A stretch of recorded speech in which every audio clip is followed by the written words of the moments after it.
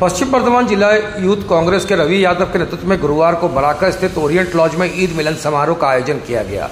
इसमें मुख्य रूप से प्रदेश यूथ कांग्रेस का अध्यक्ष अजहर मलिक उपस्थित थे। वहीं अन्य अतिथियों में प्रदेश यूथ कांग्रेस सचिव प्रसन्नजीत पुतुंडी, वार्ड 25 के पार्षद SM मुस्तफा, आसनसोल दक्षिण ब्लॉक के अध्यक्ष शाह आलम, ILTUC जिला अध्यक्ष सुभाष शाह, काजल दत्ता, विश्वनाथ यादव, राजेश दत्ता, राहुल रंजन, अरूप मुखर्जी, अनुपम शाह सहित सैकड़ों की संख्या में जिला व कांग्रेस कार्यकर्ता उपस्थित हैं।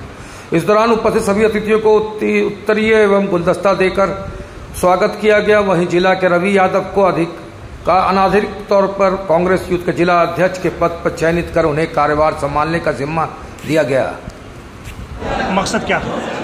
देखिए, ईद मिलन हम लोग करते हैं जब ईद खत्म हो जाते हैं, ईद मिलन करते हैं, दुर्गा पूजा खत्म हो जाते हैं तो हम लोग पूजा उत्सव करते हैं।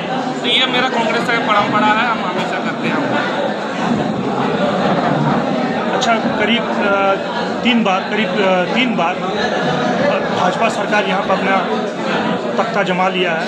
आगे की रणनीति आपकी क्या है? क्या लगती है कि आगे हम लोग सरकार में आ पाएंगे? देखिए, हम लोग तो कोशिश करेंगे, जनता के पास जाएंगे। इस बार हम लोग कोशिश करेंगे 2026 में हम लोग ज़्यादा से ज़्यादा सीट लेके विधानसभा में जाएँ। ये दोनों जो सरकार है, दोनों सरकार के खिलाफ हम आवाज़ उठाएंगे, सड़क में रहेंगे, बात करेंगे, जनता के पास जाएंगे, जनता जो राय देगा वो हम लोग, वही मेरा राय है। अच्छा, रवि यादव को पश्चिम बर्धमान का जिला यूथ का जिला अध्यक्ष बनाया गया है।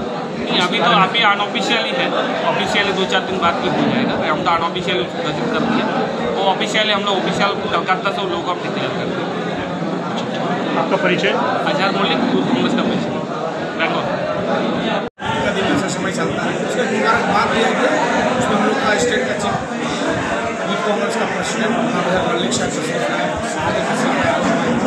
उसने प्रोग्राम रखा गया।